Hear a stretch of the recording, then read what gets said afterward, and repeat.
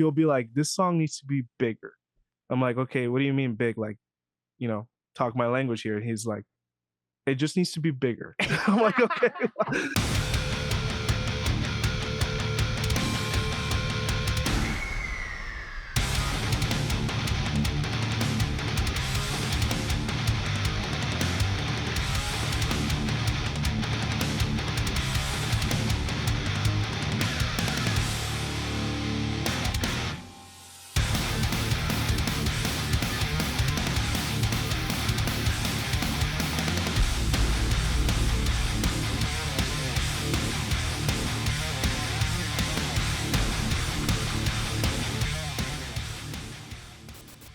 Thank you so much, everyone, for tuning in. This is another episode of the Scoped Exposure podcast.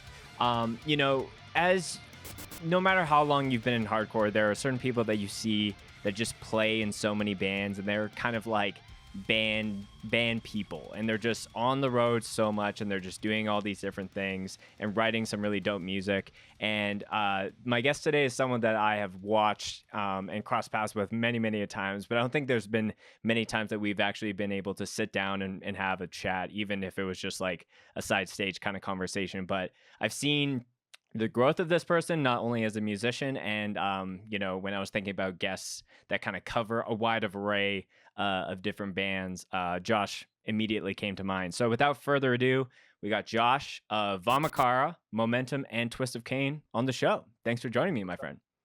Yeah, of course, man. Anytime. Thank you. Yes. So Josh, before we get into any of the music chats, and I'm sure there's lots for us to get to, but before we do that, we have to check some bevs. So Cool. it sounds like what you got for the show is hella fresh. You were just picking it up before jumping on here. I did just pick it up. Yeah. Okay.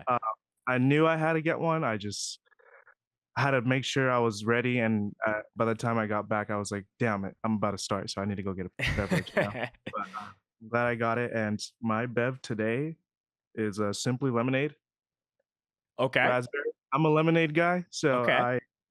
I'm constantly drinking these. All the guys in my band know that on tour every day I try to get a lemonade at least once a day or something. Okay.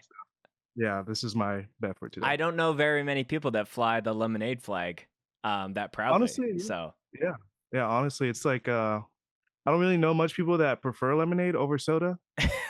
So it seems like everyone's on that like Coke or Dr. Pepper vibe, And I like dark sodas, but lemonade's my go-to always. So. I mean, yeah, there's some natural sweetness, some citric stuff as well. But yeah, I think selfishly, like I would much rather check a lemonade flavored something versus like a straight up soda personally. So Yeah.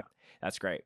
What's your take on like specific lemonade fusion, or are you like tried and true? Like I just want straight up lemonade.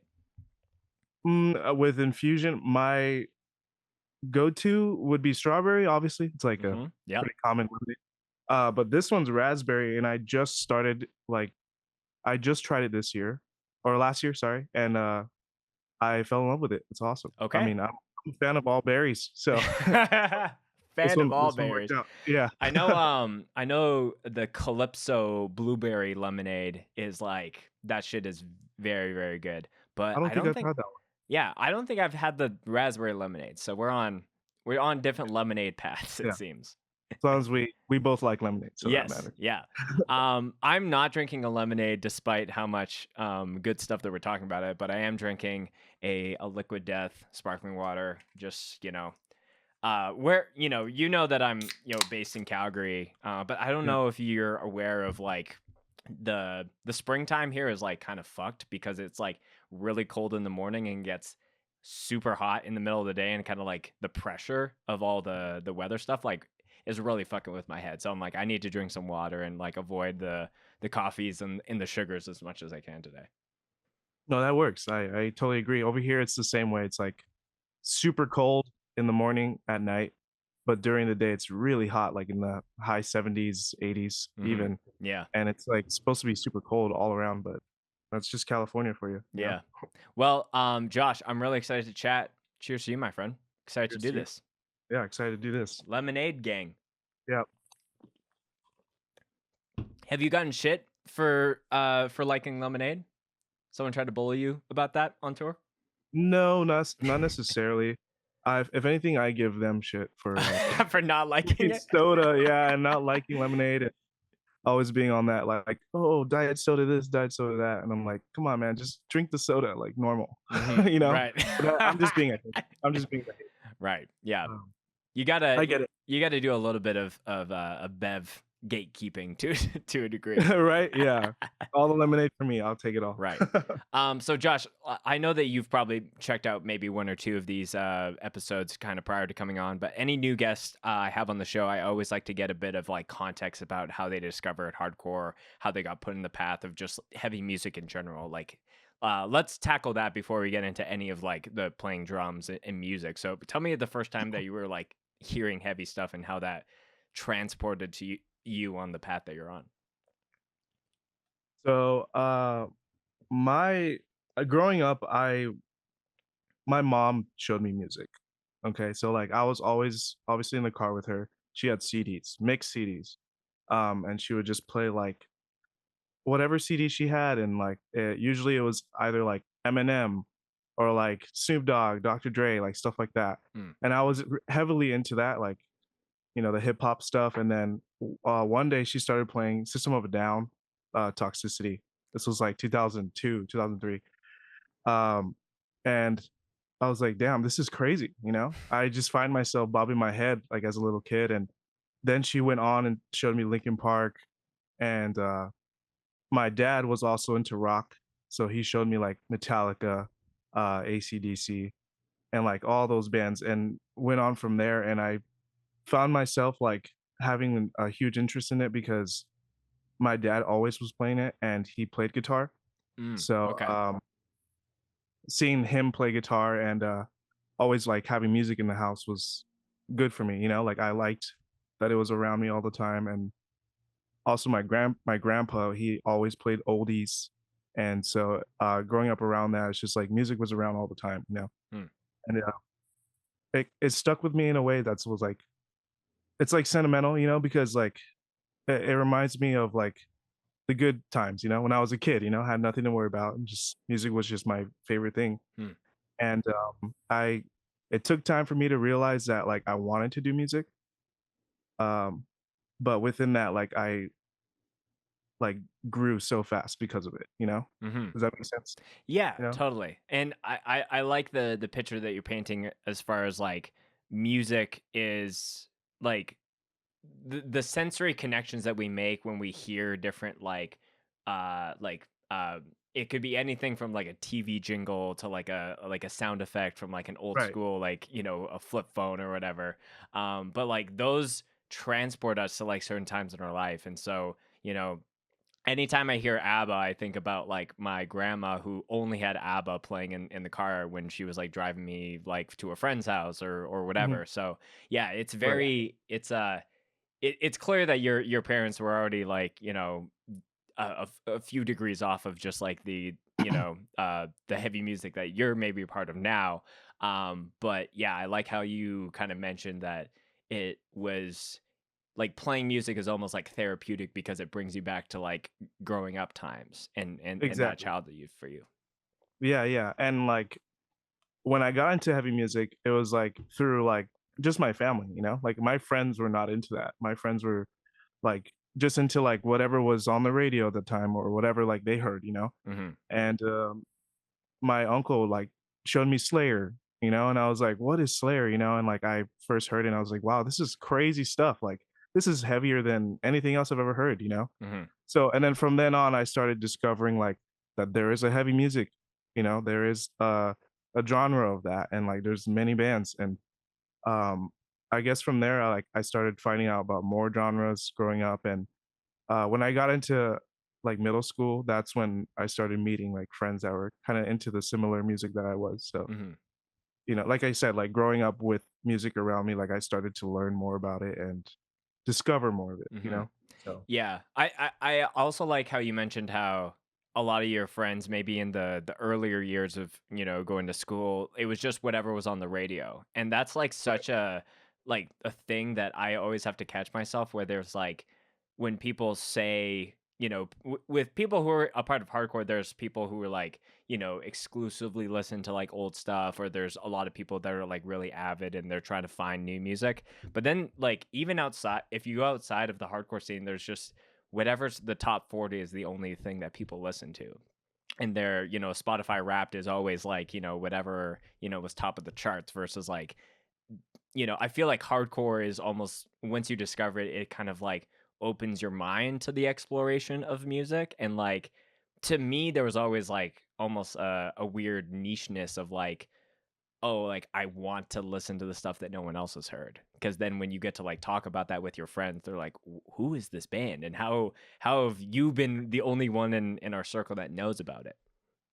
Yeah, and honestly, that's how they were with me. Like they would show me bands that I've never heard of, and I was like, "Whoa, what is that? That sounds cool." And they Mm-hmm. like, I can tell they were like stoked to show me bands that I've never heard Mm-hmm. because like I only knew the basic stuff at the time, learning about it, and that was like cool to me, you know. So I got invested into learning about bands and getting into heavier music. And I remember one time I was like 13 or 12, and I used to stay with my dad for the weekends, and he would just like say, "Oh, you can hang out here in the living room," and there's a computer and like by the kitchen, and I would go over there, go on YouTube, and search up like top 10 like most brutal metal bands, you know, like like the whole like compilation thing was like a thing for me. Mm-hmm. And it would just play like 30 seconds of each band, and I would be like, damn, this is so sick, all of it, you know. And I Yeah. would just like,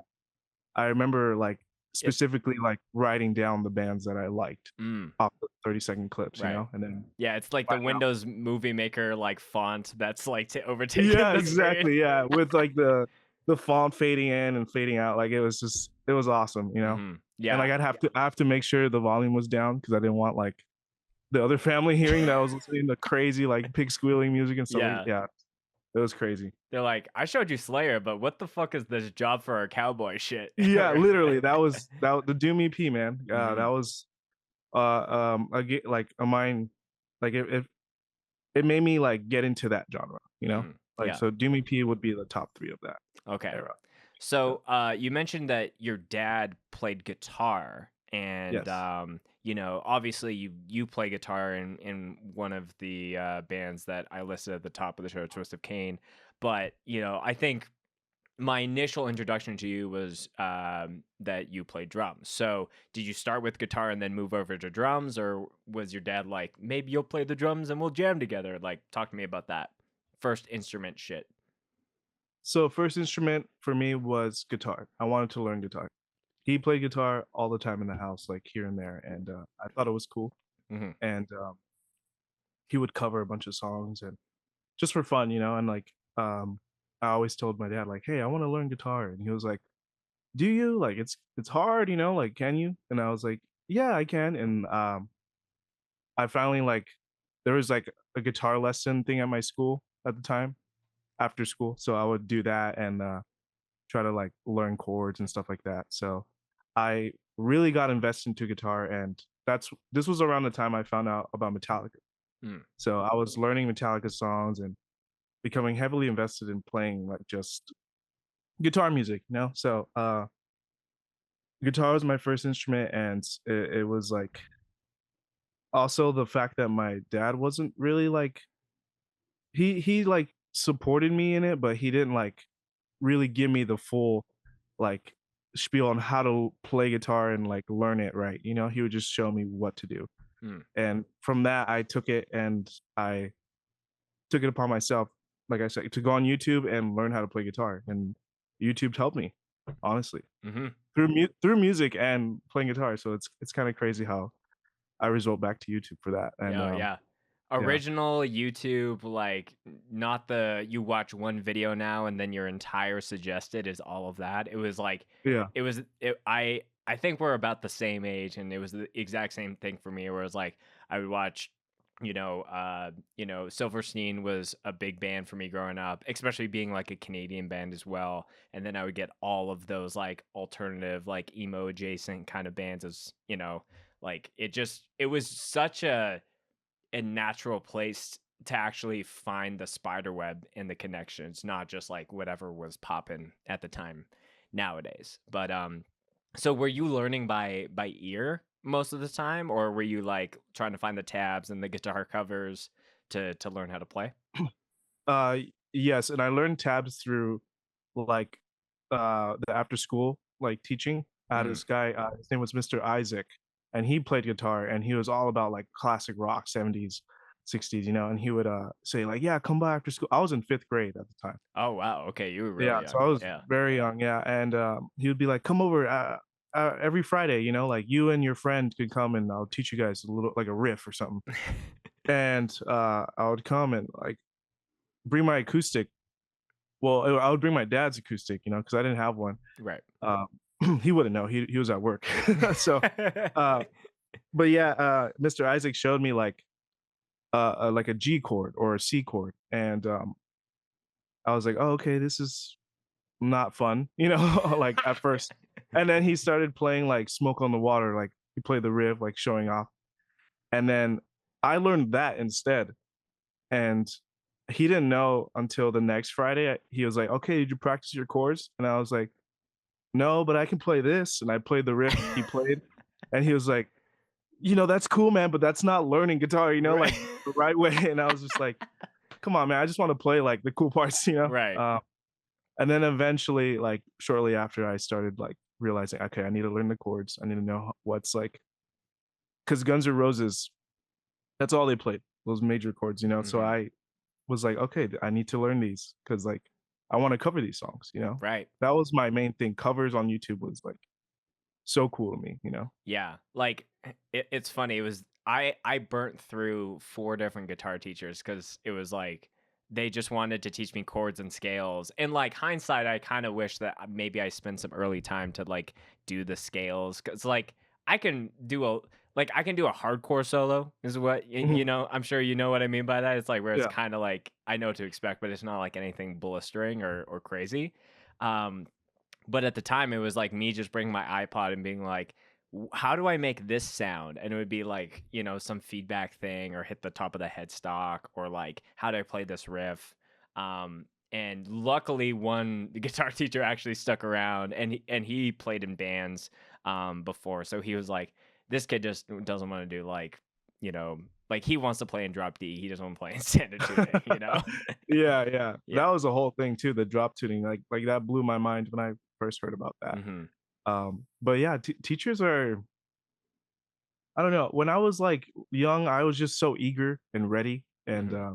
I wanted to do what was cool that I liked, you know. So that learning like organically, like not organically, but like through the book, like the chords and you know the theory of music, it didn't interest me. It was more about like just playing it, you know. Hmm. So that's how it was for me. So, like, there's a lot of like early rock and metal and that kind of things. When did hardcore come into the picture? So hardcore came in high school for me. Like I had a group of friends, like a small group, and we were all into the same like music, and we would every lunch together we'd hang out and just like we have the cool band shirt, you know, and like hardcore. I first heard about it through a senior friend at the time. I was a freshman, and he was all into like hardcore and everything, you know, everything that I listen to now and stuff. And we were in a band together. We started a band together, and he showed me just by the shirts he wore, and like I was like, "What is that?" So I would look it up as I got home, and I figured it out through that. Like back again to YouTube, you know. So my friends and like I was friends with like the juniors, seniors, but like the freshmen's, they weren't like I wasn't cool with any of them. Like they didn't listen to the same music as I did. So Hmm. um, I just found out through friends and YouTube, and the first band I heard was Terror, Okay. and um, I looked it up and I was like, this is heavy, you know, like this is more like on the punkish side for me, you know, because I was like just straight up into metal, you know. Hmm. Right. Um, but it was cool. I liked it and I listened to it more and I started going to shows around that time and I heard about hardcore shows. There's a lot of local hardcore shows around me at the time. Right. And that's where I like discovered it, you know, like organically like going to those shows and seeing the energy, and like there's like shows every weekend, every other 2 weeks, Hmm. and it was cool, and I wouldn't say like I was like properly introduced to hardcore. I kind of just like went into it more because I Hmm. liked it. Yeah. Yeah. Like there's enough of a trajectory off of the things that we've talked about where it's like if even if there's maybe a subtle timeline where you maybe go to a show and maybe it's not your thing and maybe you're just sticking to the metal music, like, there are people that need to like recognize that either they have a privilege or someone else needs that extra push to be like, "Hey, I'll drive you to the show," or "I'll do this and we'll get you there." But there are people like yourself that it was like there was enough writing on the wall to go to a show and then have those dots connect, and here we are.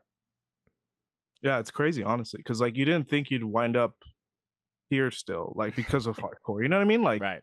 I had no intentions of like getting into it. I was like, this is what I want forever. I just like it just stayed with me, and like I'm totally happy with it. It was just like I didn't think about it back then like that. Hmm. So Totally. at the time, I was just more curious. So Yeah. it So was, so you start your first band and you're playing guitar at this point. Um, mhm. when and why does the idea of drums come into the picture for you? So there was a time around the time I wanted to learn guitar. I got really into it. I was my showing my parents like, oh, I learned this today. They're like, oh, cool. My mom was like, you know what? I'm gonna buy you guys a set of instruments. Me and my sister. So she took me to Guitar Center one day. She bought me a drum set, a piano, and my dad had bought me a guitar, and it was the coolest thing ever. Hmm. I was very excited, and I was like, wow, this is a lot like around me. Now I can mess with it. And the drum set was always set up in my living room, but I didn't really like play it as much because I was just trying to learn guitar all the Hmm. time. And I wanted to get that locked down. And my mom would even be like, why don't you play the drums? Like, it's right here, you never play it. I'm like, I don't know. Like, I don't know what to do. I don't want to, just start banging the drums. And she got behind the kit, and like I remember her telling me, like, just start playing this. And she started playing like a stupid beat. And I was like, Mom, come on. Like just get off. And I like got on it, and I got comfortable with it a little bit, and I was like, I want to play guitar. Mm. Then Rock Band came along, the video game. Hmm. Yeah. And I was heavily into that. And there's drums in the game you can play, and there's a lot of songs in there I liked, and I would just that's how I learned to like get really good with timing, and learning fills, and I just kind of like took that skill into playing a kit, and it worked.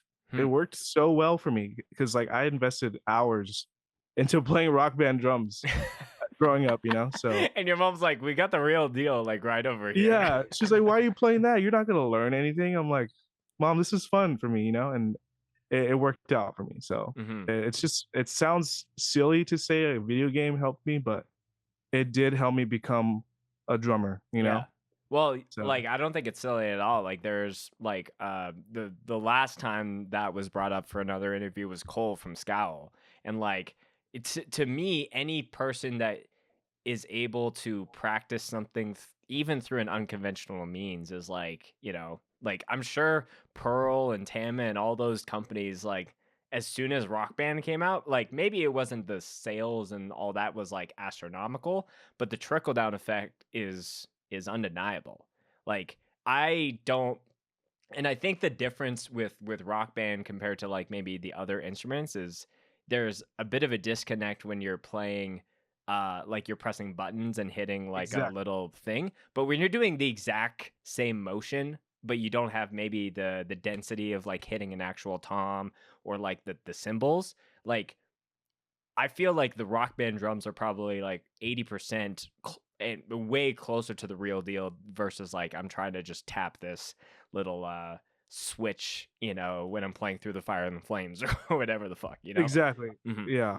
And yeah, like once you learn like how to air drum it, when you're behind the kit, it's just kind of like easier to like figure out what is what, because you're listening to the song Right. thousands of times playing them on Rock Band. So it's Hmm. like the cover thing was like cool to me. So I doing a cover on drums was like so much easier than Yeah.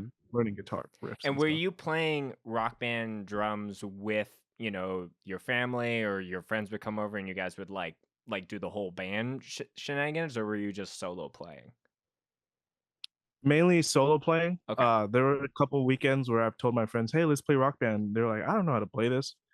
I'm like, "Just try it. It's fun." And I, Hmm. I would uh like bring out all the guitars and the mic and stuff, and I would convince them to play with me, and they liked it eventually. But I was the main one like learning because I played so much. Yeah. Yeah. Yeah, it's just I was curious about that because like even having your friends come over is almost like an early instance of being able to like do a band setting and playing music together, even if there's like a bit of like you're just following a track that's coming down on the screen there. Like I have very fond memories of doing all-nighters with friends and just doing Rock Band and Guitar Hero and Halo, and if we need to have a break from the music games. But I think, yeah, that's very, very interesting on how, you already had the drums and then it took Rock Band to like, get the love and desire to play.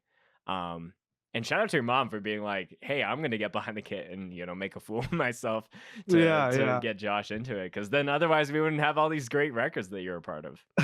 Thanks. Yeah, I tell her all the time like it's I will never forget the way you like told me how to play drums and you played the silliest drum beat to me. And I still remember the beat and I would just play it to make fun of her. But uh What's the beat? Is it like a it's like she or it was like a do ka do ka, and she thought she was so cool. right. And my mom was like, "Come on, mom, like get off the kit," I love my mom though. Like it's just funny that that's what made me like want to learn how to play drums. Mhm. Like I was like, okay, let me sit behind this kit and see what it was like. Has your And mom ever seen you play drums in some of the bands that you're playing in now?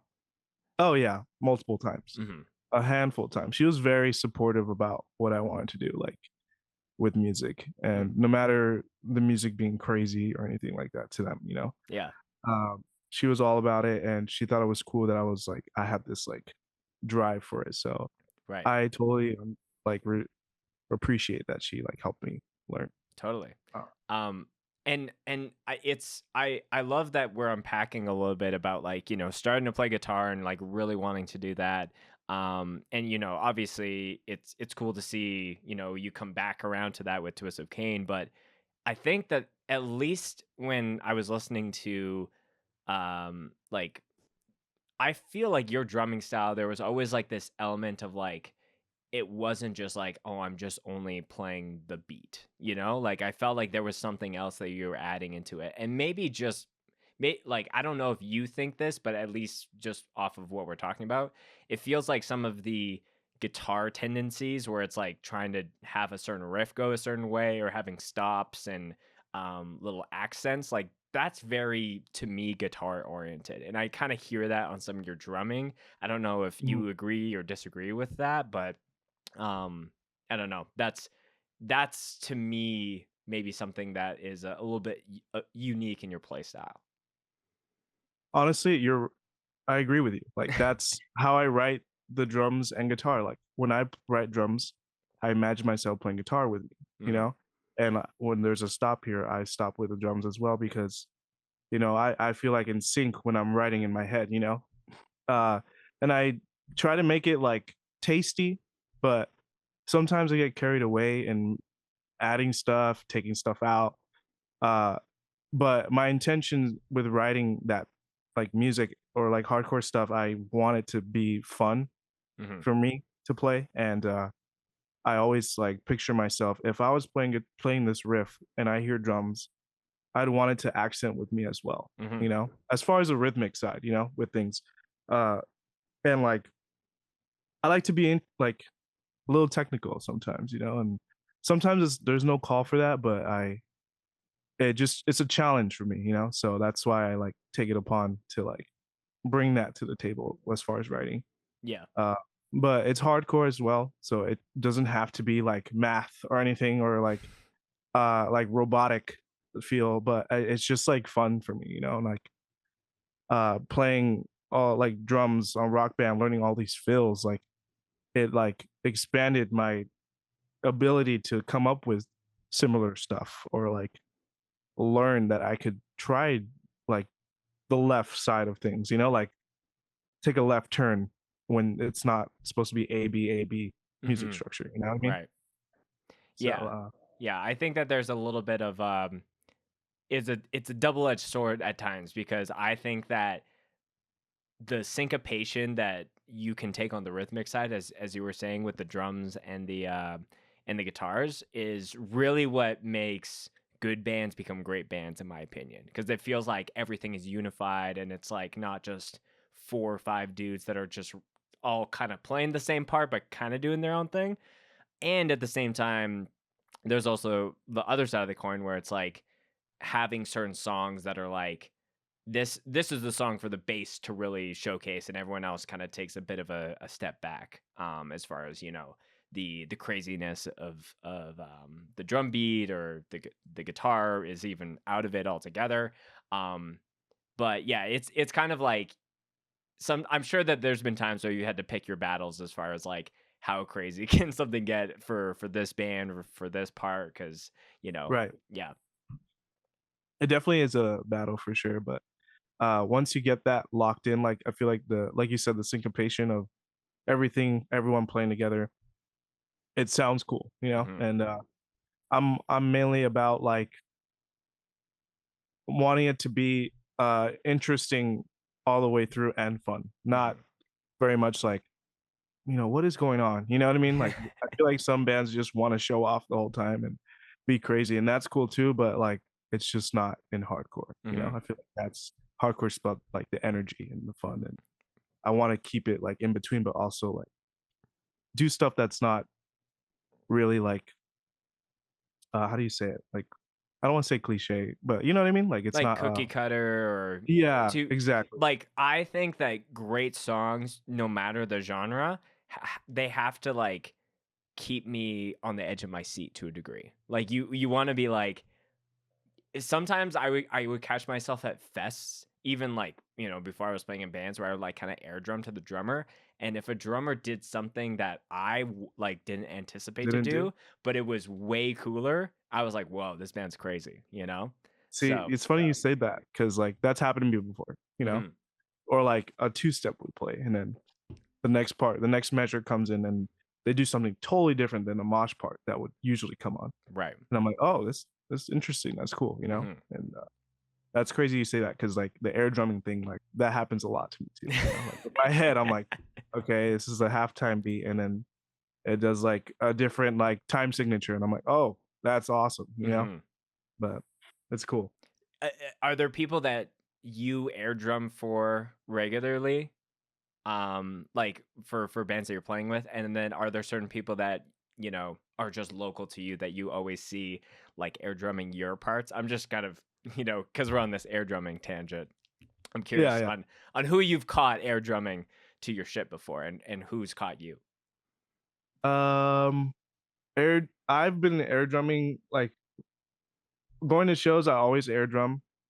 Uh, not necessarily every band, but, like, just in general, but Hmm. there's some bands that I like to air drum to, and one of them, was Harm's Way for me. Yeah. Every time they played, I liked air drumming just because the drums were so, like it was just so tasty to me, like, and it's just, like, I love that band, so, like, I always found myself doing that, and, what was another one? Switching Tongues Hmm. was a good one for me. Uh, Disgrace was fun because it was just, like, chaotic, uh, but as far as, like, air drumming to my drumming, I can't say that I've seen people air drum, probably just my friend Adam, which plays in Twisted Cain. Right. Uh, I see him air drumming, I've seen Jesse air drum to me, and he plays the Momentum, but he air drums to me when I play VAMACHARA sets, so, um, Yeah, but yeah. yeah, It's always funny seeing people like either in drum cams, like just off to the side, and they have no idea, or it's just like different things where people are just like, there are certain beats as well where you can't help but just be like, yeah, like Just kind of start air drum. those dummy things or something that's like, crazy. But yeah, more air drumming to your friends' bands, and making sure that they catch that for sure. So, we're going to take a break from the drumming, a cymbal clamp, if you will. And we're, as far as the time of recording this, and I'm glad that we got to set this up today, is it's been 1 full year since the Twist of Cain demo came out. And like we were saying before, I knew you originally as being a drummer, and then as soon as you were starting this band, they were playing guitar. I was like, whoa, I had no idea. And now that we're talking about it, I know this backstory when it comes to playing guitar first. So talk to me about like the origin of that band. Has that been like something for you? You've been like just dying to play guitar in a band, but you've just been playing drums in bands for so long? Or was there something else in the mix that started that? So I used to play guitar for my first bands. Um, and the last band I played guitar in was For Momentum when we started.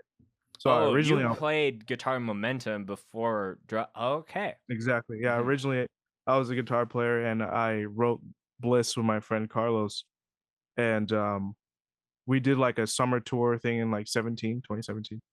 After that, our drummer left, and we couldn't find a drummer. So that's when I was like, okay, I'm gonna play drums for this band now. I didn't want to, but I guess, So I played drums. I stayed in drums, and we're here now in 2021, and I'm like, man, I want to play guitar in a band. And I've always had in mind to do something with like a project. And my friend Matt, we've always like joked around like playing in a band together. And he said, yeah, let's start this like specific New York style, like hardcore metallic band. And I was like, that'd be sick. I get to riff, I'm down with that. And we always talked about here and there. And then when Twisted Cain formed, my intentions were to just like, write cool riffs and play guitar again. So that's how it started between me and him. And we found members like through friends of friends. And I knew our singer because he used to be in a band called Bloodhound, and he's from Texas. And he's like, he always had cool vocals to me, and he moved to LA at the time. So it was kind of perfect timing. I was like, hey, dude, you want to play in a band? And he was like, yeah, I'm so down, I don't know like who to start a band with or whatever. And I was like, we're doing this. And that's how Twisted Cain kind of formed. And he like, oh, I know a guy that'd be down to play bass, and which was Adrian. And then he joined right away. And we like spent like about 8 months here and there, like getting together and writing stuff. And we would go to Matt's house. I would take my rig, and we would just like record demos and ideas and lay tracks, vocal tracks in the closet. And it was a lot of that. And then we didn't know, we didn't have a name yet. We didn't have like how many songs we were doing. But up until like the end of the year of 2021, we got it all together. And my friend Jesse, which is in Momentum, he was like, I'm recording. I want to record you guys. Can I do that? And I was like, yeah, let's do it. Why not? We need to record, And we made it happen, and he killed it. Honestly, it was his first demo ever. Yeah, I remember when he was on the podcast. He was the second episode of this season, and it was like that was my first thing that I've recorded. I'm like, that's crazy, because I think that's one of the best sounding demos that I had heard. Dude, all of I'm sure he loves that. Yeah, he thinks it's the worst thing ever, and I think it's awesome. Dude, I love it. Yeah, Jesse, you're tripping. It's shit fucking rocks. Yeah, Jesse be tripping for sure. But I tell him all the time, like, dude, it rocks. You did a great job for what we had, and like the room we had to record in. I totally don't want you to like say that what makes it bad, because it's not even, there's nothing bad about it. Like, we recorded in like a little space. It was like a rehearsal space in like Lake Elsinore, and it was cool. Like, we only spent like $40 to record drums. And he's just like, I wish I had a studio, like a setup and everything. I'm like, no, dude, like it's just as raw as it can be, like just makeshift it, and like we recorded guitars somewhere else and vocals in a closet. Like that's cool for me, you know. Like I Mm-hmm. like that, Yeah. you know. That was my main like uh the main point I wanted, which was again to be like just raw. And if when Jesse was like, this would be my first demo, I'm like, even cooler, you know. Mm-hmm. It would sound crazy, you know. It'd sound like an old school demo. So Yeah. Yeah, because like, the latest Momentum record, and I'm sure anything that VAMACHARA has coming down the pipe has like you're going to like a pit level studio where it's like, there is aspects that can still make it raw, but like I don't know. I think it's fun to be able to like not go to a big studio and record something in a very DIY and hardcore way and having it come out where you can hear part of that, but it's still fucking sick. I think that's very important to be able to do, like, versus trying to be fancy all the time and always go to like a big studio to get this huge production value. absolutely, absolutely. And it feels like there's more like tedious, like hard work.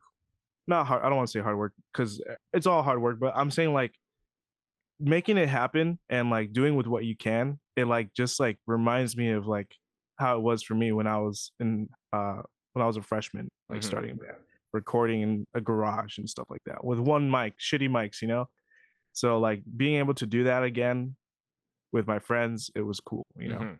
Yeah. I enjoyed it very much, like doing the DIY style. Yeah. And you're still like, you've taken all those lessons that you've learned and still able to apply that to the actual musicianship.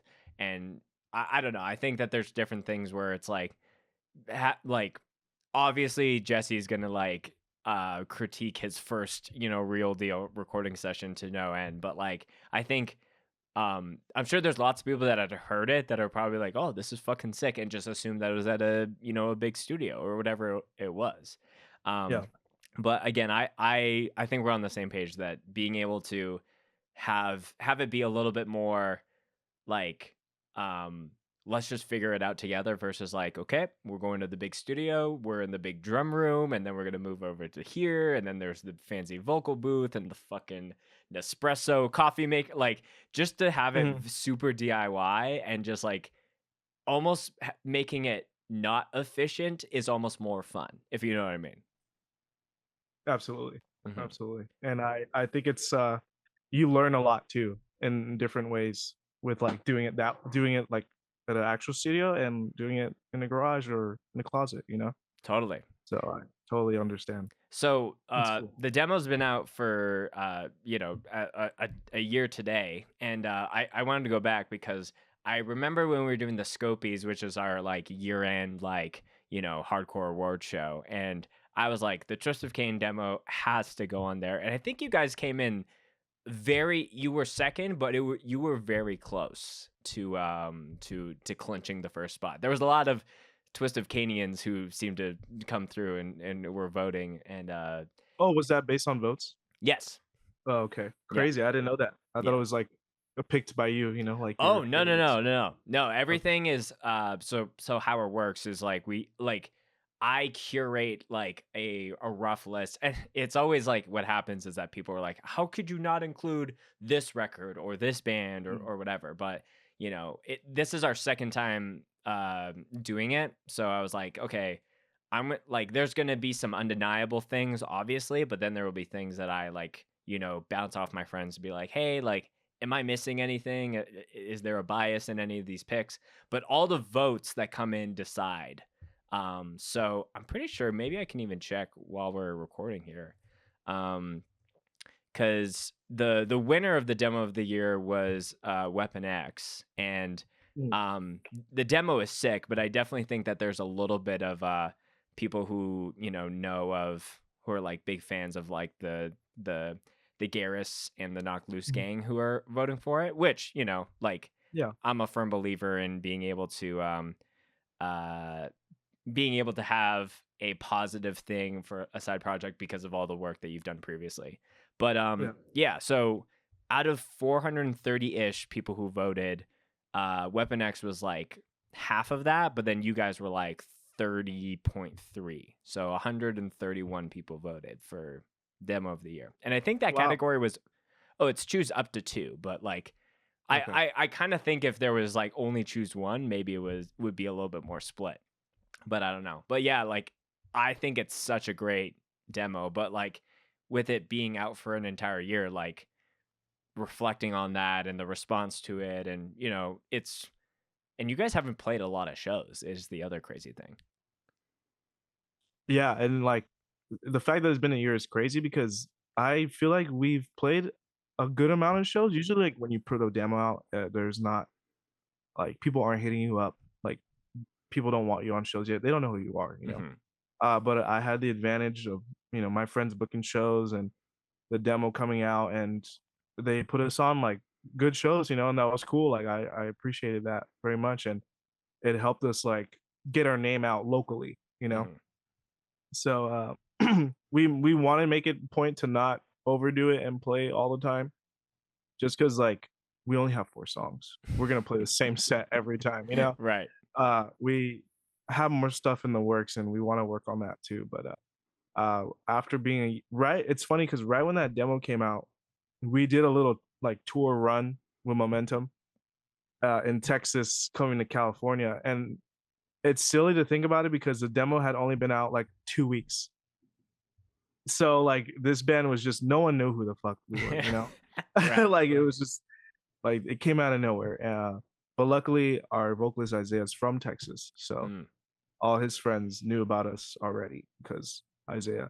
And it brought kids to those shows, and we did our tour. We like did like 4 or 5 shows back home, and it was cool. We were like, damn, people like our songs, like let's play some shows, let's keep playing. And our goal this past year was just to play as much as we can, and even though it wasn't like consistent really, I was pretty happy with what we did because Hmm. we've gotten the attention that like I wish I had with my first band, you know what I mean? Growing up, so it's cool. Yeah. Yeah, I think that there's Jordan, who produces this podcast. He was also down at Snow and Flurry, who filmed not one but two of your sets, because I think you guys played twice.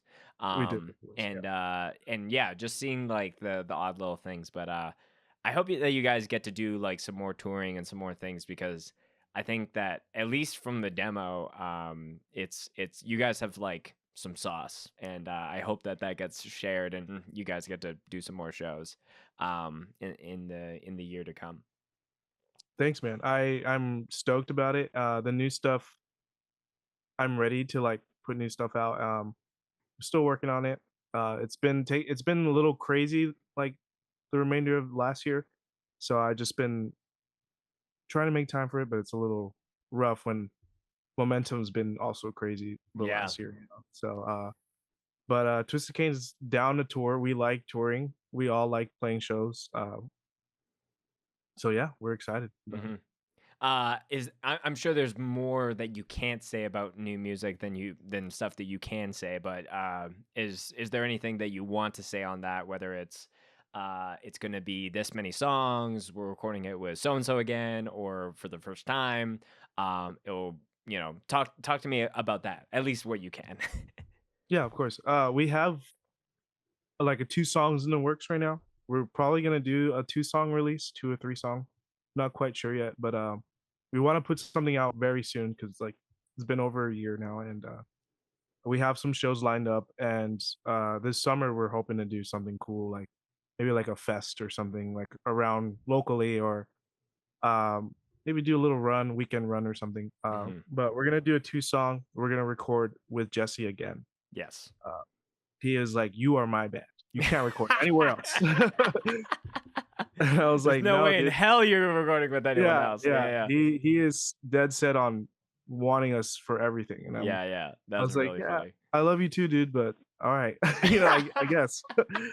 Uh, he killed it though, so like we're excited about it, and this time we're gonna go to like an actual space and Hmm.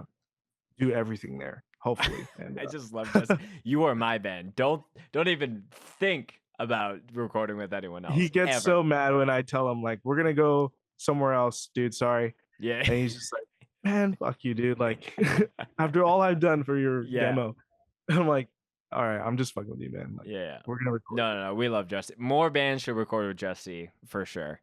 They should. They should. Um. So. Uh. So. What was I gonna say about Twist of Cain? Um. Who designed the little guy on the demo? Our friend Isaiah, I think. He's a graphic designer. So Okay, he so this is not Isaiah the singer. This is a different Isaiah. No, it's our singer, Oh, Isaiah. okay. It's the same Yeah. Isaiah. Okay. Yeah. Same Isaiah. He's a graphic designer and he like does all kinds of designs for bands and Mm. brands, stuff like that. Mm-hmm.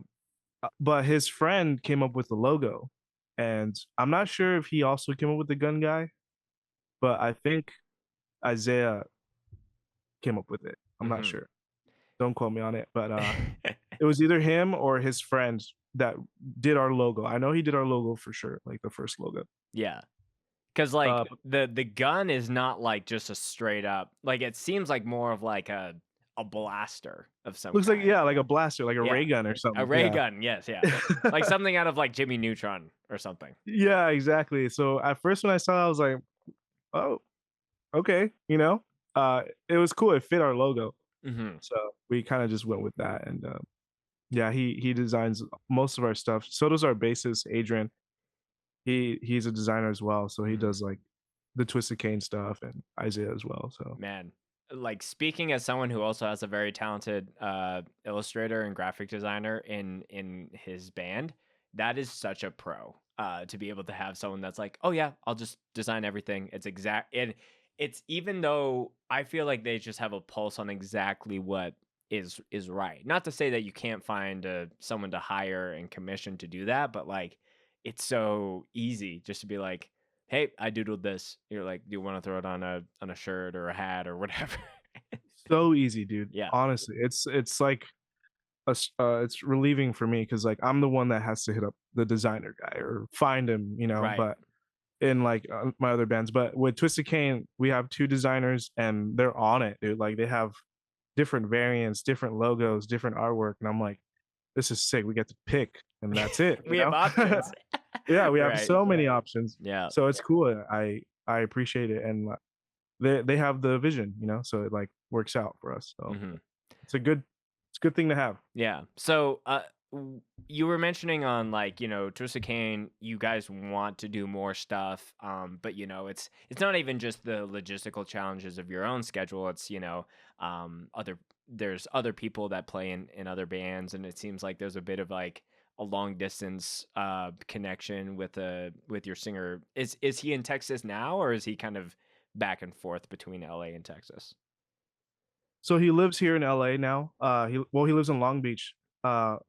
But he is in Texas right now. He played a show last night with his band Bloodhound that Okay. I mentioned earlier. Yeah. He like did like a reunion thing. I don't know if it's a reunion, but they just played a show and it looked awesome. But yeah, he lives here currently. He's Okay. been here for a while. Okay. And So yeah, so the long distance aspect isn't as much, but like there's always challenges when it's like someone plays in more than just one band, and it's like, oh, like especially a band like Momentum where you guys have a booking person and trying to scale and play off of this record that you put out, and also at the other side of that is VAMACHARA, which like was kind of like way busy. It's kind of like the busyness of VAMACHARA at the time when I was seeing you guys, when you guys would come up and play Calgary and in Vancouver. It was like that band was way busier, and Momentum would like either tag along or didn't have as much going on. And now it feels like it's flipped. And then you also have Twisted Cane, so it's like you got a pretty hectic schedule of things going on musically for you. I like to stay busy, but yeah, you're right. It did flip, like it kind of just happened, and VAMACHARA has been taking time off to write, and now we're about to put out a record soon, which I'm excited for because it's been a while since we've dropped like new music, and now one of my best friends, Gage, is on vocals now. Yeah. So it's like a new direction, but it's cool. Like people like it, and I'm excited for the new record, and it's just crazy how how much time has passed, and both bands have gotten like a good amount of like recognition. And with Twisted Cane along, it was just like a fun thing for me, and Hmm. people care about it, and that's cool. Like Yeah. I appreciate that all the projects I've been doing pretty good, and in their own sense. Right. Yeah. Yeah. And I want to shout out Gage as well because I don't think I've met anyone who has not liked his vocals when the switch up happened. If anything, it was like an improvement compared to, Absolutely. yeah, Yeah. comparison Yeah. in many ways. But I think that there Yeah. was like, I think that there was things, yeah, because VAMACHARA recently put out a single like not too long ago as well, and to hear some of like the new direction of where things are going versus just being a super heavy like metalcore band. I'm really excited to see where that's going.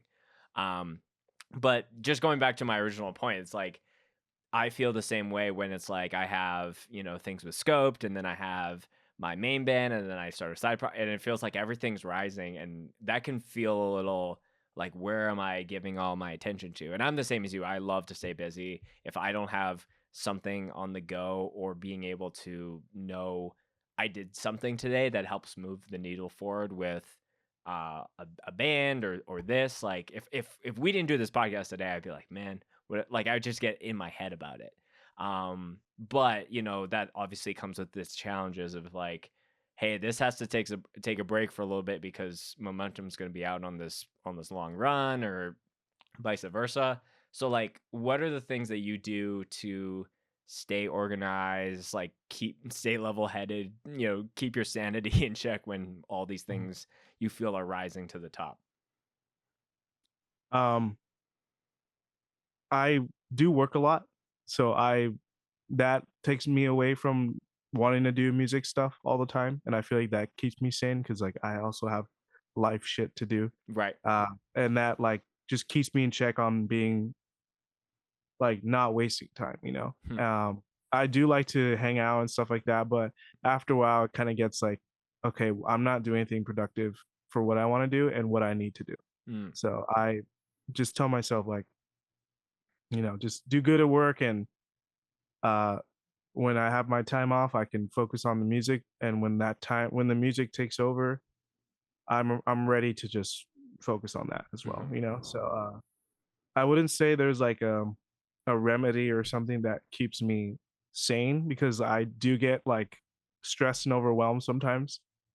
But like I said, I just like make sure I'm doing good, and uh everything else is like it comes as a like, how do you say, like an award, like Mm. doing if you work so much, it'll pay itself back to you, I after see. everything, you So know. so you view the stuff that you're doing as like if I like because it's obvious that bands or people in bands if they're working really hard like obviously you need to have a good product but like a lot of bands have great products but they don't have the work ethic to actually go out and grind and put themselves out there and anything I would argue that's more important than just having this like the best hardcore record that you could like spend your entire lifetime making if you're not putting something together and then like going out on the road and doing that and trying to make connections like that's inarguably that inarguably has changed the trajectory of so many other people within the scene and but I like how you're saying that it's like I know that if I put some work into this band or this project or whatever there is a cool opportunity on the other side of that. I don't know what it is and when it's going to come, but I know it's not an if kind of question. Is that right in your Yeah, thinking? exactly, and it will happen. The award will come to you. It's just being consistent. That's the thing. Like Mhm. people like put out all this time into a record and put it out, and I feel like they just kind of like want it to come to them. But during the time that I'm waiting for things to come, I'm like working on another project, or Mhm. like I want to do something else, or and this and that, vice versa. So it's like I try to stay busy with music because I want to be involved as much as I can. Yeah. And I have drums to do, and I have guitars to do. So that makes it even funner for me. And it's cool, like I get Mhm. to try learn things as well, and I don't want to stop doing it. I don't see myself wanting to stop anytime soon. So I can say that I'm pretty like I'm happy with what has happened in music for me. Totally. So This is an interesting question because you have that duality of being a guitar player and a drummer.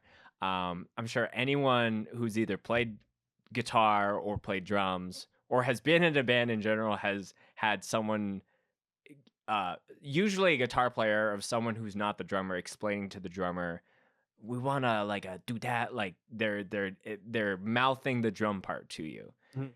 Is that annoying? Or have you caught yourself doing that to, the drummer of your own band? Or is there better ways to do that in your opinion? No, it doesn't annoy me because I'm usually the one doing the like to people or my when I ride with Carlos. That's all we speak to each other, like Right. just bam, bam, bam, bam, bam, bam, bam, bam, bam, like over and over, like back and forth, like, and we'll start humming it and like singing it after our session to each other, and like we sound stupid, like we sound so silly. People on the outside have no idea what's wrong with us, but it's just our language, like I'm sure like Oh, being in a band, yes. Yeah, yeah. that's just how it is naturally. Yeah. It doesn't annoy me uh because I totally get it, and it sometimes that's easier than just showing me, like having to get off my kit and then let them get on, because Yeah. sometimes Or being like, yeah, we want to do like a punk beat for this, because that's, yeah, if exactly. anything, that's super broad. You're like, well, what do you mean? Very broad. Yeah. Yeah, exactly. So, They do want to gulch like do do do do do like that kind of beat, see or is it yeah, like fast, like sick of it all kind of punk? Like, yeah, I don't know. that's how Jordan is when he in Momentum. That's how he explains to us, like, "Can we do like a slow part?" Or like a, "Can we do like a fast part here and there?" And then we're like, "What do you mean exactly?" He's like, "I don't know, just do that." And I'm like, "Okay, but It's give me like, like a yeah, direction." you gotta try to use the language Yeah, that we're the speaking over language. here. Exactly. Yeah. And then me, Gage, Carlos, and Jesse were just like, "Buka, buka, buka," and we're like, "Okay, I get that." And then we'll start playing it. So it's just funny, like how funny we sound in our sessions. But Jordan's like, there's no way in heck I'm gonna be like, ba ba ba ba, did you did that? yeah, he doesn't know how to do that. Or he'll be like, "This song needs to be bigger." I'm like, "Okay, what do you mean big? Like, you know, talk my language here." And he's like, "It just needs to be bigger." I'm like, "Okay, sorry, it's not like a full production for you, Right, and there's right. 808s going on at the same time." That's so Yeah, funny. it's funny, but Uh, I don't get annoyed of it at all. yeah, I get annoyed of him doing yeah, it. yeah. Yeah, let's be real. It's the people Yeah, that don't do that versus yeah, the people that do. Yeah, yeah. that's so It's funny. funny. Yeah, I do agree though, because I even when I'm trying to get a point across, like I don't want to just it, like maybe it's different from drummer to drummer, but sometimes I felt like there's certain drummers I played with in past bands where it's like, oh, like you want to get on the kit to show me exactly what you're trying to do. It's like, well, Mhm. I'm just trying to like formulate this song together, but like there's a disconnect here. So, if you're not able to speak this language that, to me is super common, like maybe I do have to show you. And, I guess, certain people have different ways of um having that information like soak into them, but I feel like the majority of people can speak the weird like, like drum beat, like scatting to a Yeah, degree. Yeah. yeah. It works out, and it's just like I've been in like multiple bands already, and like that's just how it goes in the practice space. Mhm. Some people don't know how that works, and they just like they can be like kind of confused on how to do that, which I get, but also it's just it works out best for me. Like I'm just so used to it. So Um, as you're, you've done writing for drums as well as guitar stuff, is there a specific like Josh-ism or like a specific like writing cadence that you catch yourself, or you're like, oh, I've like we can't do that because we've done that on like 17 other songs for 3 other bands, if that makes sense. like as far as structure, Yeah, and that thing, could be or structure, that could be like, oh, like we always have a a break like this, and then it's a drum fill into a heavier, like anything that comes to mind where you're like, yeah, I regularly think about doing a certain structure or a part of a song this way. And either I lean into that or I push against it altogether. So my main concern with writing songs is like making sure it's like people can digest what's happening as far as like structure. So I always make it a point to keep it like understandable in the sense of like songwriting. Like this is a verse, this is a chorus or like a hook, and then another verse, and then there's a mosh part, the big ending, stuff like that. Like I try to keep that in mind with what I write, but because back then I used to just do whatever. I used to just go one way, which was just like chaotic. It was just like a riff salad, if you will. Like it becomes like just too much happening. Like there's no like nothing's in order. Yeah. And that's cool sometimes, but not every song should be like that. That unless you're trying to be that. But with like hardcore, I just want to make sure it's like I said, fun. And I try to make sure that I'm usually the one in check with everyone that's like trying to change riffs every 2 measures. I'm like, yo, dude, no, let's play this riff again, repeat it, but I'm gonna play a different drum beat. Yeah. So The drums should be changing more than the riffs. Exactly. Yeah. And the riffs should be less left hand, more right hand, more rhythmic style, more like flow, more of like wait, what do you mean natural. by that? Less right hand and more right hand? Left, like more picking less versus crazy, more like strumming pattern and like more rhythm, like because my friend Carlos, he's just a fucking machine. Like he'll just riff nonsense. Right. Gage too, he riffs crazy. But I tell them like, no, let's tone that down, but I'll change the drums and that'll make it interesting. And it changes the whole feel of it too. And I try to make that like I put that into Twisted Kid as well. Yeah. And it's cool. It's worked out for me. So I like it. So I would say that's my like go-to as far as writing. Yeah. So. No, I think that's a great point because like the majority of the main band I play in is definitely like a thrash fusion kind of band. Like I wanted it to originally just be like Power Trip Worship, but naturally there's like a little bit of like Trapped Under Ice, Comeback Kid, Backtrack kind of style that's sprinkled in, but it is like a riff focused band. And like other riff heads that I've talked to that play in similar bands we would talk about like, yeah, one song could be 2 riffs, but it goes on for 4 minutes and the drums are just changing from, there's 4 measures of, just like guns a blazing, like fast stuff, and then it goes into a 2-step. Like it almost works in every single context. But yeah, I think that same idea applies where the drums should change more than the riffs. And I do like that other idea of like more right hand, so more like picking differences and varieties versus like I'm trying to just like flex my scales. Yeah, exactly. Yeah, and it works in like at least with hardcore. So like it makes sense too. Like I figured it that it just like it has this like it keeps it like entertaining. In a way. So when there's like a groovy beat over that like mindset of writing, it just like it flows better. For me at least. What do you think is the most overrated drum fill?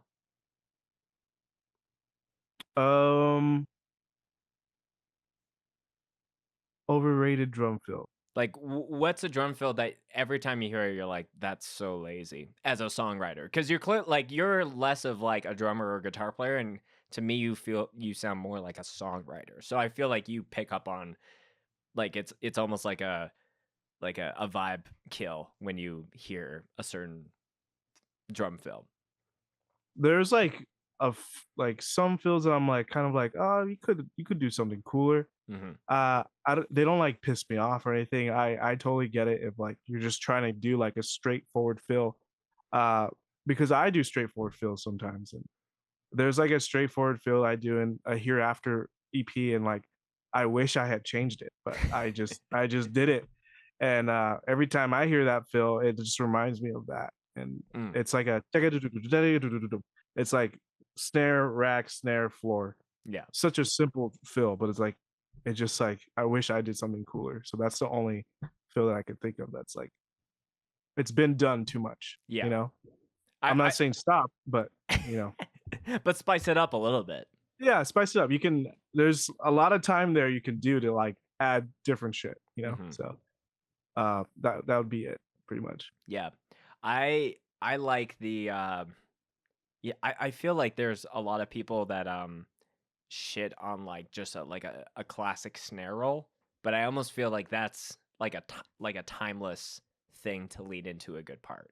Um, because I think like I listened to a lot of like August Burns Red when I was growing up, and just like Matt Griner is just very classic, just like at all levels of power, just and then going into like it could be a two-step part, it could be something more of like a halftime, but it seemed to always work when he did it. So, but I do agree that the like, it's just Yeah. I've heard it on so many records. So many. Yeah. Yeah. But snare rolls, I like them. They're not used as much as I like to hear them, you know. Mhm. Like you said, Matt Griner, August Burns Red's a great example because they do like those build-ups, you know, like the snare following the guitars. Like Mhm. I think that's cool to me. I feel like it's not as used as much in hardcore. Yeah. And like there are definitely like certain bands that are just off the, who are more in that metalcore spectrum, but like anytime I hear that where it's like the sync like everything is syncopated, the snare, the kicks, the guitar Mhm. chugs, Yeah. like it's it adds a new level of epicness to this build up part that some bands do in that style. Obviously not every band is going to do that like you said, but Mhm. I almost think it's funny and cool when I see bands who are taking things from like more classic metal or even new metal or alternative music, and they're trying to throw that hardcore spin on it. And sometimes it works and sometimes it doesn't, but the fact that people are trying is really cool to see.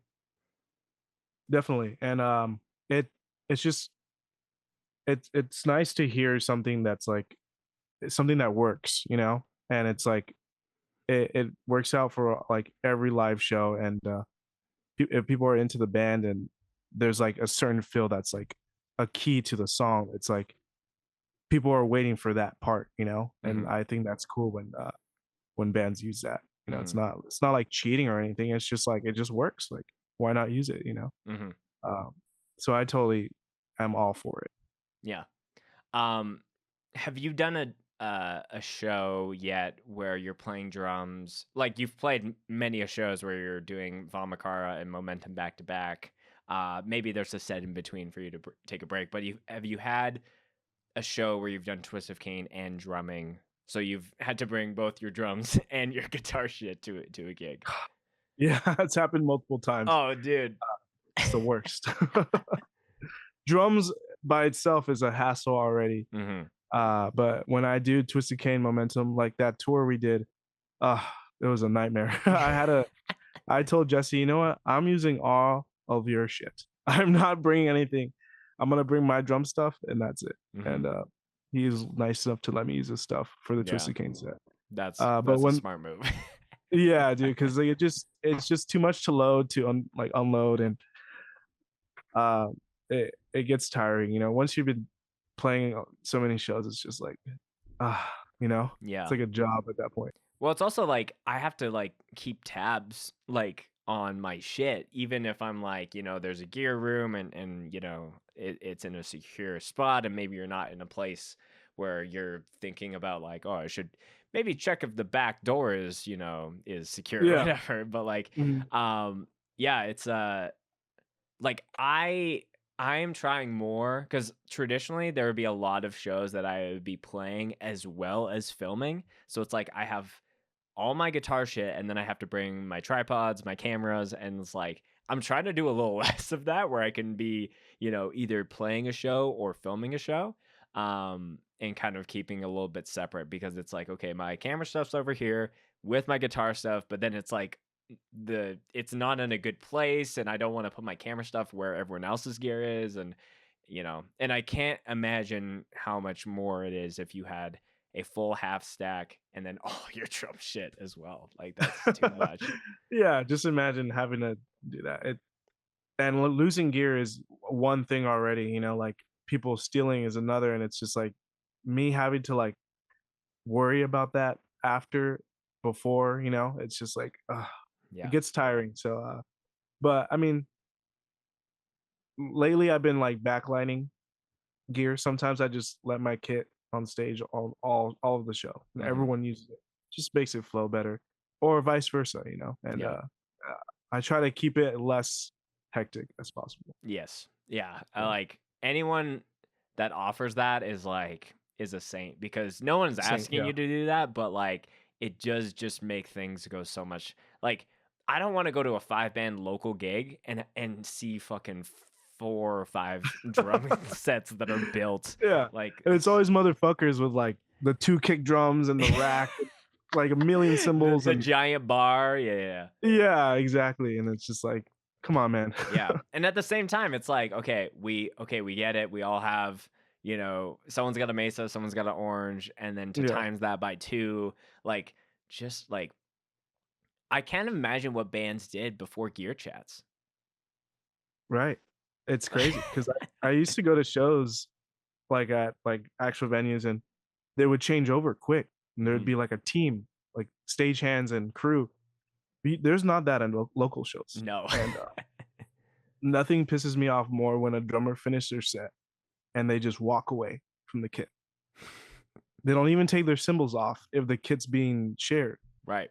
And I'm like, dude, I am ready to go. Like, I'm standing here with my stuff. I want to set up, and they just leave. Like, they Mhm. take off, they do whatever they want to do, and I have to be an asshole and be like, hey, dude, can you take your stuff off the kit? Mhm. Like, or like, can you move your kit? Like, I'm not gonna do it for you. Right. Like, I have my own stuff. Um, and it's just crazy that drummers like, or like people like musicians, just sometimes they don't care. Like they finish their set and they just like leave, and it's just Mhm. like it's happened a lot of times, and it's just like that annoys me more because like they don't care about their stuff, or they don't have like there's no sense of urgency, with like Totally. Yeah. trying to run the show, get the show going. Yeah, like the 5 or 10 minutes leading up to your set is still a part of you trying to speed it up so you can play on Yeah, time and you can play the max amount of time. Like that aside, like any band that's like played over their time slot for whatever reason has probably taken a long ass time to get set up as well. Like I feel like those things are definitely connected. But yeah, like the minute it's it's like I love when people, come up and want to give me props or say kudos or good set or whatever, but it's like tell that to me after I have all my shit off the side, off the Like stage. Yeah. yeah, it's Mhm. like, when I'm like on stage and I'm doing that and someone's like looking up there like trying to fist bump me, I'm like I almost don't want to do it because I'm trying to get my shit off. So like you got to learn that like okay, now that like I'm fully done and I can chill for a little bit, then we can, chat We or, can or chat. whatever. Yeah. I'm not trying to cool guy anyone. I'm just like desperately trying to wrap my cables and try to get shit out. No. Yeah. Yeah. Yeah. No, they need to understand, dude. Like, once you're done, you have to get off the stage and take everything out. Like, I see that sometimes, like, friends want to fist bump me or say good set and stuff, but right away I stand up, take my cymbals off, all my breakables, and I just do. I just am like natural to getting my stuff off right off because Hmm. like I know how it is when a drummer's standing there waiting to like set up, Right. and if I'm not doing that, it's just like I'm the asshole, So and I don't want to do that. And with VAMACHARA, we're really good with it. Actually, it's funny how fast we can set up and tear down. Yeah. Um, and we all naturally were like that, so like it just worked out. And Yeah. like in touring situations, playing shows and stuff. Yeah. So, Um, that brings me to a question, because when you look at Vamakar and Momentum, it's really only 2 member differences, right? yes, Yeah. So there's Jordan and then Jesse is on. No, is that right? No, Carlos, I guess. yeah, those three, they're not Oh, other okay. So it's bands. actually 3, but Yeah, there's enough overlap to make the momentum VAMACHARA connection very, very easy if it's like someone's trying to reach out to you guys to play a fest or shows or whatever. So what's the, there's obviously some good things about that, but I'm sure that there's some things that are like, not negative per se, but there's like some things behind the scenes that is just like, oh yeah, you guys play all the time. It's like, well, maybe like we don't want to be playing like, because I remember talking with Jesse. It's like doing the VAMACHARA momentum back to back, and I think it's specifically for people like you or like anyone that has to, or Gage that does double duty. Like, I don't think I ever want to do double duty on a tour ever. Like, I've never done it, but I've done it for shows. And I'm like, I don't know if I could do that for 2 to 3 weeks straight. So what's the best part of that, and what's the worst part of that from your perspective? Because I think the double duty aspect applies to you specifically. There's like only one or two best parts about it. A lot more bad, if anything. Like a couple of tours ago, I did Twisted Cain. I filled in for Abrasion and then Momentum. And every set, I played a different instrument: guitar, bass, drums. I was on stage the whole show. It killed me every night to do that, because I couldn't and I was selling merch. So I took care of the Momentum merch and did those sets. And it was like, I would never do that again unless I'm getting paid, daily. I had to fill in Abrasion last minute. Jesse's my friend. I love him. Mm-hmm. And that's why I did it. And I understood that he was stressed. So I did the shows. But it sucked so bad. But they used all the gear. Like I didn't bring any of my gear. Like they left it there for me. Mm-hmm. I just had to worry about my drums. But I say the bad things about that is like not having a break in between sets, because I'd have to switch over and set up the next instrument or whatever. And like the loading in, the remembering of the songs, like if I'm filling in for Abrasion, I have to remember them. Right. But for drumming, it's a lot easier because I get to walk off stage for like 10 minutes. Yeah, you get to leave your drums there and be like, exactly. I don't have to strip this down for anyone because yeah. Even sound check's done. You guys pick it up. We got to play another 30 minutes set. Yeah. I'm running off to the bar, or I'm going to the merch table, or I'm, doing whatever. I'm chilling. Right. And then I come back. The last Momentum Vom tour we just did, it was like that. So it was cool. Yeah. But I do merch on tour, so I'm doing merch in between sets, But for the Twisted Cain Abrasion Momentum, that sucked. I don't want to do that ever again. Triple duty is too much. Too much for anyone. It's suicide, man. It sucks. If the van I was in broke down, the whole package can't play. Like something like that. It's just like it sucked. Yeah. But yeah, there's a lot of bad things to it. But I did have fun playing like sets every night, different instruments, so that kept it fresh. Sure. And I mean, it was fun. Like it was all my friends, so it didn't matter to me. Right. But I don't think I would want to do a triple set, or if there's a double set tour coming up, which there is actually. You just reminded me.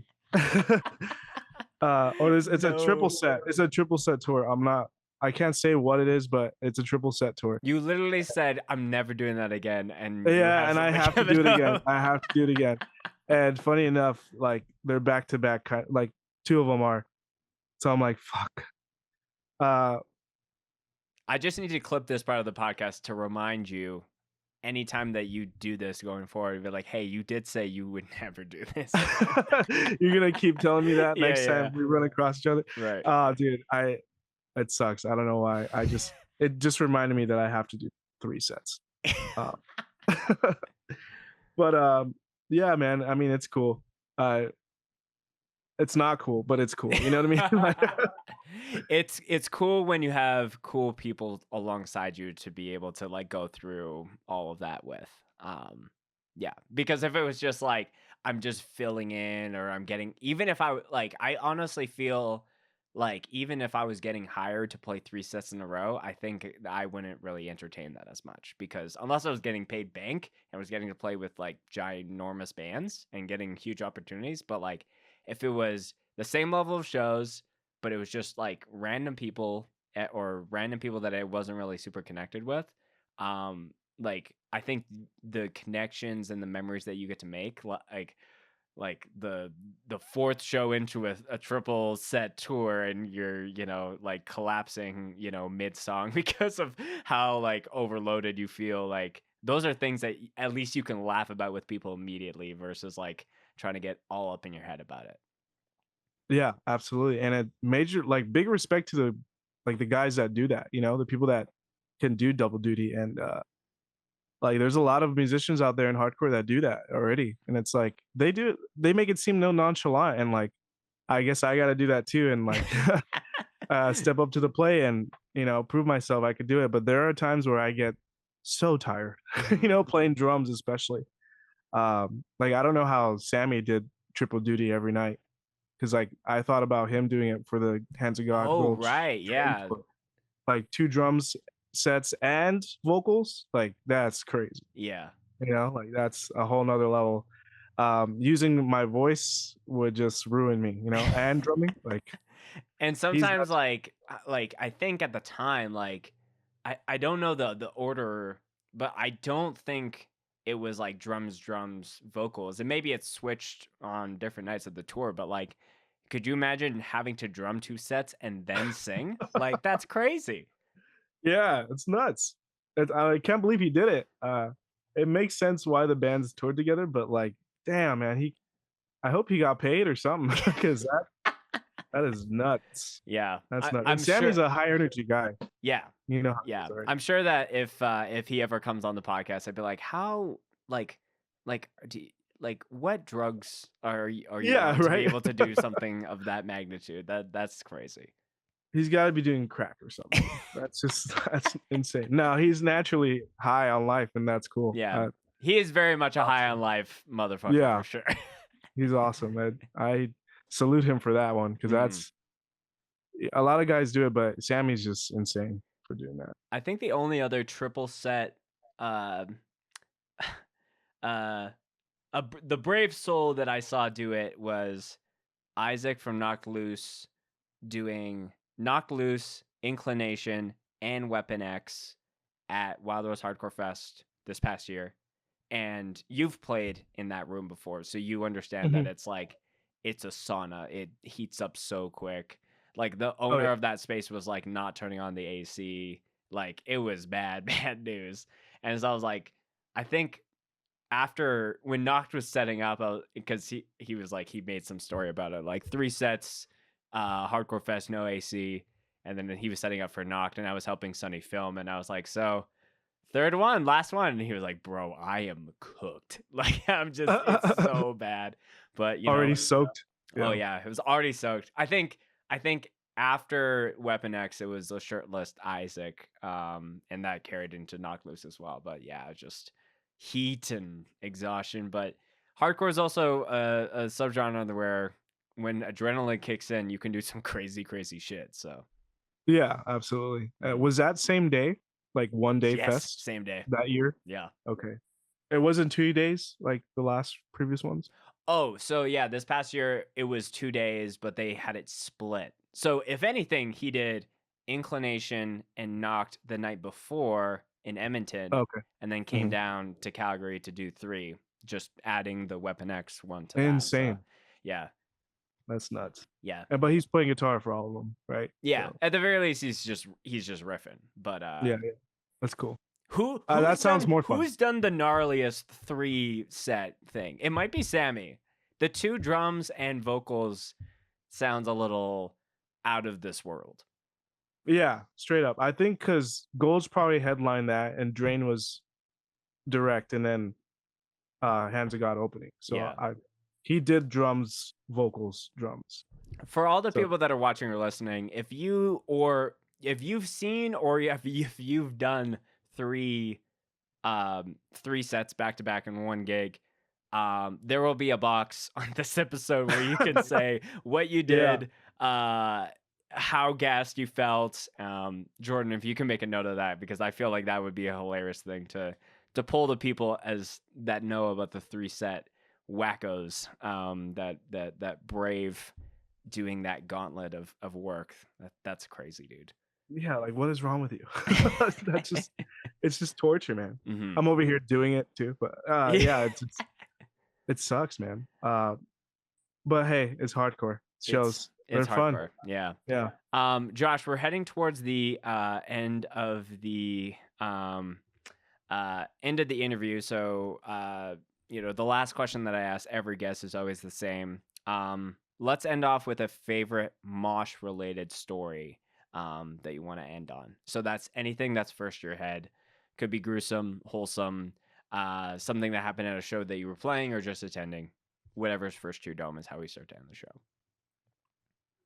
Okay, this is my first time moshing ever. Okay. One of my first times. I was in high school still, and a local band was playing here, like a house show or something nearby, and it was like a fest house show thing.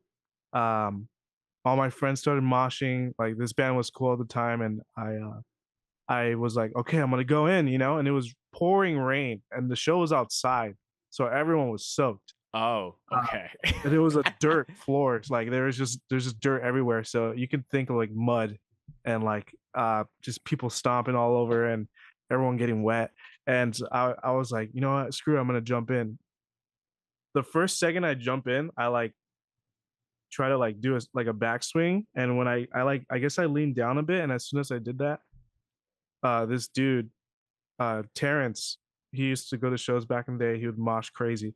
He like kicked back and hit me right in the face and like kicked me so hard that I like flew back, and I didn't even know what happened. Like I just remember like people picking me up and the band was still playing and I was just full of blood like all over my face. Oh my god. So There's a you picture of this. got kicked and then probably just fell, like, not face first, but you just Back, yeah. Yeah. Fell And back, then you were yeah. just getting pulled out of the mud and the Out of the ground. mud, all dirty, wet, rain everywhere, and just my nose, it hurt so bad.